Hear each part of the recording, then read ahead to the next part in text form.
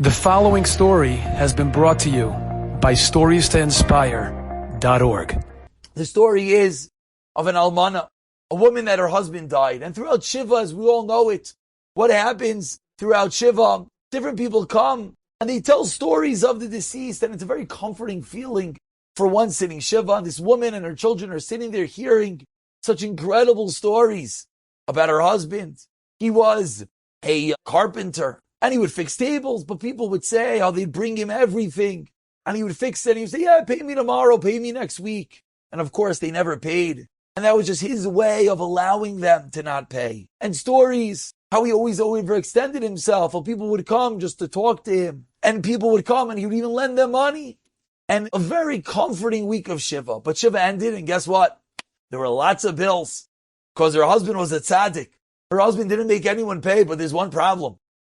Problem is, how is she going to pay all the bills? And she had nowhere to turn, because no one ever assumed that she needed anything. Why not? Because her husband always was giving. So if someone's always giving, you assume she doesn't need anything. And month after month goes on, and no one's coming to her help. And she is destroyed. And the whole first year of Shiva was an incredibly difficult year for her. And the year ends, and as is the custom on the yard site, she goes to the kever. She goes to the kever and she's crying and she's davening with her children.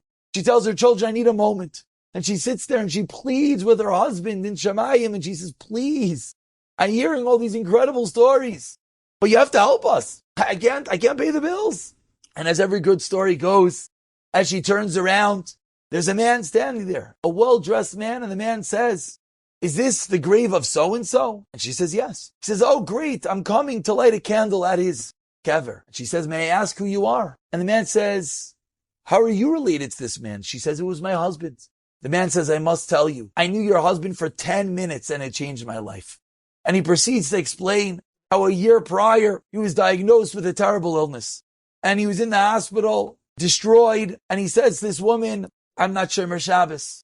I haven't davened in 67 years. I was approaching my 80th birthday. I hadn't davened since I was 13. And I decided, I got this terrible news. I'm going to go and I'm going to daven. So I found the shul in the hospital. And I walk in there and it's silent. No one's there. But then I hear from the front.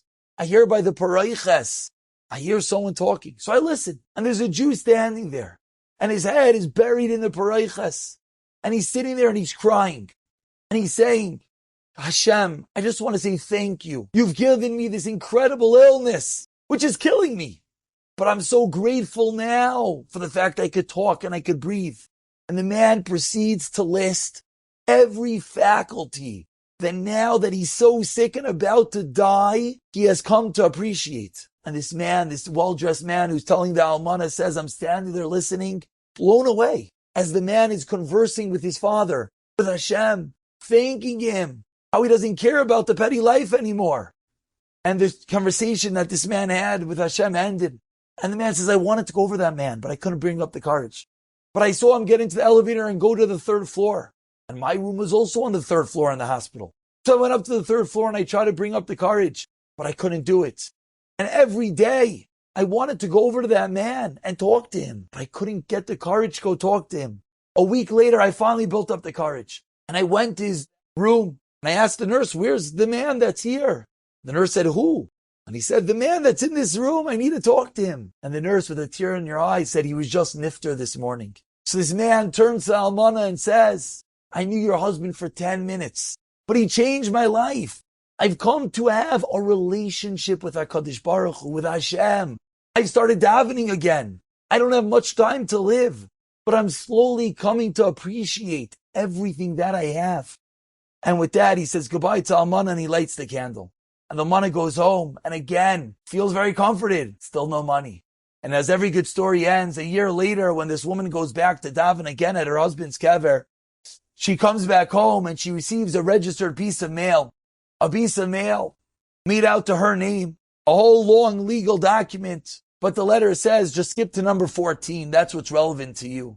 And she skips to 14 and it says, there's $4 million that's been left for your 4 children from this man who is just nifter.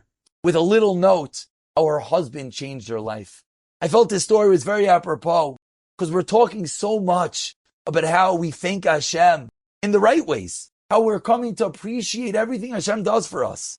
We're learning about Rina, about Shira, about singing, about thanks. But as we spoke about tonight, why do we want the Beis HaMikdash? Because we want that relationship. And none of us should ever have to come to the moment, come to the time of a terrible illness to realize how much we need Hashem. We have Hashem in our lives. Enjoyed this story? Come again. Bring a friend. StoriesToInspire.org